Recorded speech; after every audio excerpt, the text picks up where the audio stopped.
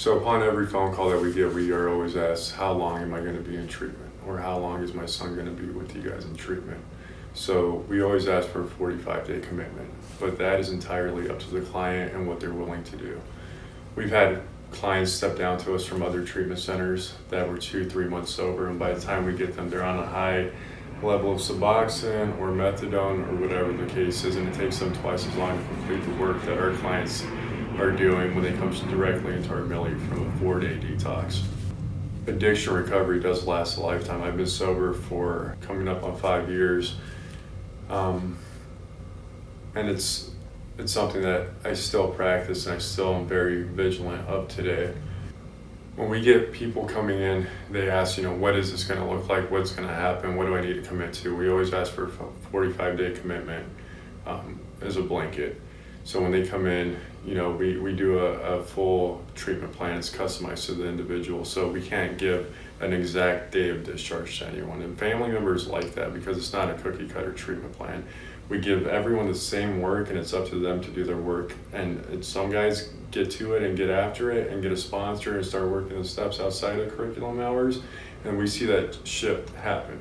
And we've had guys that it took about 106 days to have that shift, but it's happened. We make sure that anyone stepping down from PHP to IOP obtain a job before leaving our treatment facility. And I've worked in treatment for almost 5 years. I've never seen another program that actually does that. We make sure that the guys get to job interviews, have resumes, case management does all those things for them. And we step them down to appropriate sober livings that have high structure. I believe from my experience that sober living should be a prerequisite for at least the first year. I've tried getting sober myself personally multiple times, and after 90 days I would leave sober living and I would get loaded and I would call my sponsor and I would say, I don't know how this happened. And then he would pause and then laugh and tell me I know exactly how it happened. He didn't want to follow suggestions, and one of the suggestions he would always give me was staying sober living for a year.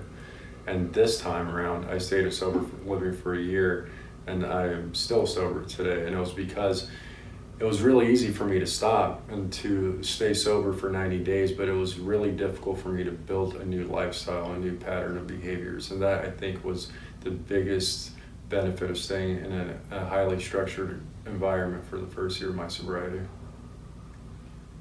The danger with not following through with a solid treatment plan is death. And it's as serious as that. I've seen clients that, and not here, but I've worked at another treatment facility that, they discharge and they leave, and you get a notification because you're being subpoenaed for their medical records that they've passed away. And the discharge plans always look the same. It's get a home group, get a sponsor, go to your therapist. The only difference between treatment plans that I've seen in the past and what we do here as a treatment plan is we facilitate those treatment plans. By the time they're leaving here, they already have a sponsor. They're sponsoring other men. They have a home group. They're active within that home group. They have a service commitment. So we don't expect them to do it on their own time. We make sure that those things are in place. So by the time they leave here, they've already been doing those things for 90 days. So there's no difference to them. The only thing that's different to them at that point is they're sleeping at a different address. Their lifestyle's already been made. The best case scenario for someone who's struggling and contemplating going into treatment is a life beyond their wildest dreams. That's best case scenario. They get in, they do the work, they dig deep, they cry themselves to sleep at night, they mother staff, and they live happy, joyous, and free. And it's a beautiful thing, and it's something that isn't easy. If it was easy, everyone would do it, but it's well worth it. A lot of these guys, by the time they leave here, I don't even recognize them. I don't.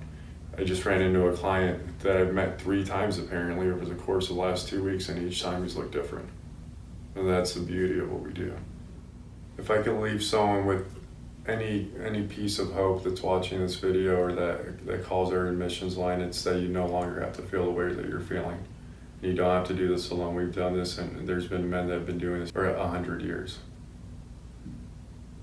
What we have here is a curriculum that facilitates spiritual growth, and we specialize in miracles.